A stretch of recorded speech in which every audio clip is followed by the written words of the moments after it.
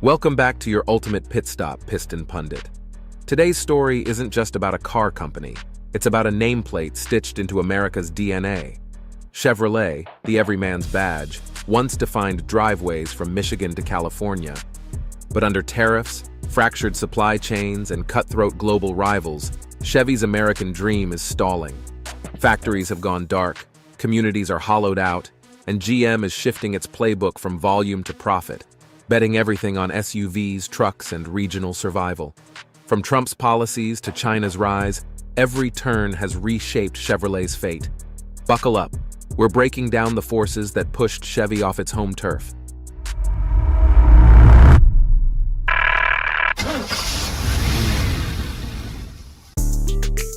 Chevrolet's assembly lines go silent.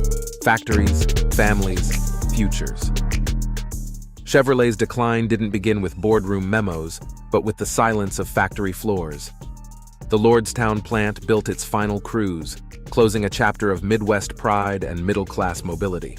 Soon after, Detroit Hamtramck and Warren Assembly, once tied to Chevrolet's sedan legacy, went dark, leaving communities hollowed out.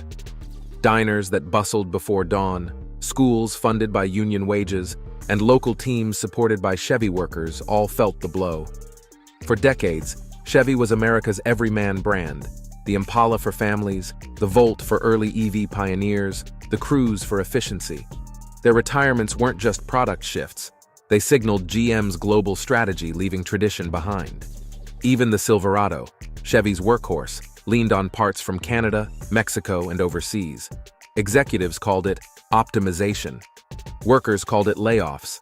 Tariffs only deepened the cracks, exposing how fragile Chevy's U.S. identity had become. Once a symbol of resilience, Chevrolet's factories now stand as stark reminders of policy's unintended consequences. And while shuttered factories showed the human cost, the next blow came from policy itself. Tariffs that hit Chevrolet harder than anyone expected. Tariffs hit Chevrolet hard, costs rise, loyalty tested. Tariffs were sold as protection for American icons like Chevrolet, but they hit the brand harder than they helped. Trump's 25% duties on cars and parts slashed GM's income by $1.1 billion in a single quarter, a staggering 32% drop. Chevy, with its globally sourced lineup, took the brunt. The Trailblazer from Korea faced nearly $6,000 in tariff costs, while Canadian-built Equinox and Traverse models became liabilities. GM kept sticker prices flat to shield buyers, but the sacrifice drained billions and sent GM's stock tumbling 7% in one day. Even made-in-USA Silverados weren't immune, their brake systems and electronics crossing borders and stacking tariff bills. Consumers grew wary. Headlines warned of Chevy price spikes, families hesitated, and dealers leaned on incentives just to move cars. Ironically, policies meant to protect Chevrolet's American identity instead made it less competitive. But tariffs weren't the only storm. Chevy's global supply chain soon buckled, leaving assembly lines vulnerable to disruption. Before we delve deeper, do us a favor and smash that like and subscribe button. This helps us reach more auto enthusiasts just like you. Supply chain breakdown. Chevrolet struggles under tariff pressure. Chevrolet's global reach, once its strength, became a liability under tariffs. A Traverse mixed Canadian stampings, Mexican interiors, and Korean electronics before hitting U.S. showrooms, but every border crossing now added costs and delays. In Mexico's Silao plant, where Silverados are built, workers demanded raises as expenses rose, but GM cited tariffs to hold wages down. In Oshawa, Canada, Chevy lines stalled, while Tennessee's Spring Hill faced repeated shutdowns on EV crossovers. Even the Bolt EV, billed as Chevy's future, was derailed by shortages and tariff-related delays. Suppliers struggled too. Tier 1 firms absorbed steel surcharges, while smaller Tier 2s collapsed under volatility, creating bottlenecks that idled thousands of Chevrolets and cost GM millions daily. Workers on both sides of the border grew frustrated. Mexican line techs trapped in low wages, UAW members watching shifts vanish. Their question was the same. If tariffs were meant to protect jobs, why were Chevrolet communities paying the highest price? With supply chains stretched thin, GM pivoted to a survival strategy. rebuilding Chevrolet's future around profit, not volume. Profit over volume. Chevrolet bets on trucks and SUVs. GM's survival strategy put Chevrolet at the center, but it meant redefining the brand. CEO Mary Barra's new mantra, profit over volume, focused on Chevy's most lucrative models, even if it required cutting back elsewhere. The counterpunch began with Chevrolet's strongest assets, the Silverado and full-size SUVs like the Tahoe and Suburban. These profit machines could weather tariffs and still deliver strong margins.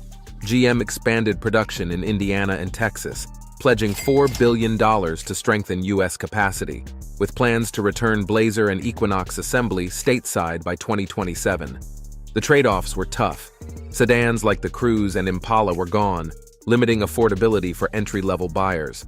On the EV front, the Bolt was paused, and the Equinox EV rollout slowed, shifting from bold ambition to cautious realism. Partnerships changed too. Honda's Acura EV plan collapsed, freeing resources for Chevy. Still, by leaning heavily on trucks and SUVs, Chevrolet risked falling behind rivals in innovation. Yet survival in today's auto market isn't just about profits, it's about geography. Chevy's future will be fought region by region. A regional future. Chevrolet defends home, rivals advance. Chevrolet's future won't be defined globally, but in regional battles. The era of one-size-fits-all cars is over. Tariffs and trade wars pushed GM toward local production. Chevy's built in America for Americans, in China for Chinese buyers, and in Latin America for emerging markets. This pivot brings both promise and peril. Returning Equinox and Blazer assembly to U.S. plants strengthens Chevy's Made in USA identity, a selling point for dealers.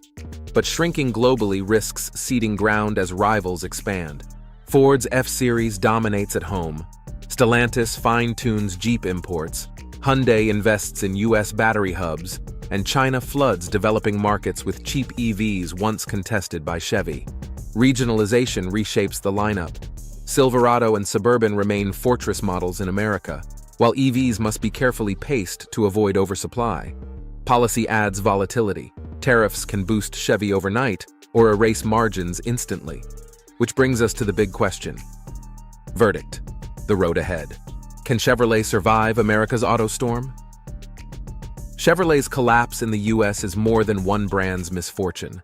It's a cautionary tale of politics, economics, and globalization colliding. Tariffs meant to protect drained billions, hollowed out supply chains, and left once thriving Chevy towns struggling. GM's reinvention, profit over volume, regional focus over global reach, feels more like survival mode than a bold comeback. There's still hope in Chevy's fortress products like the Silverado, Tahoe, and Suburban, along with billions pledged to U.S. production. Yet rivals such as Toyota, Hyundai, and Tesla are racing ahead, while China floods emerging markets with cheap EVs. Add in volatile policy and fading EV tax credits, and Chevy's road forward looks anything but smooth.